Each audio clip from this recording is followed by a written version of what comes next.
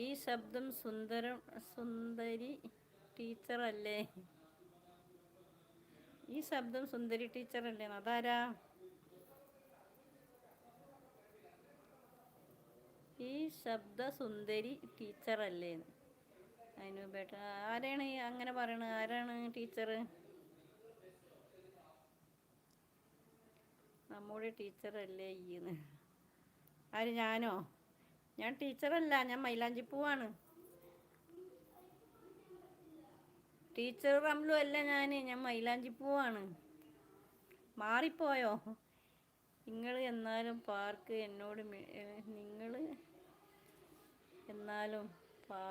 എന്നോട് മിണ്ടിയില്ല. മര്യാദക്ക് മുഴുവൻ വരുന്നില്ലല്ലോ.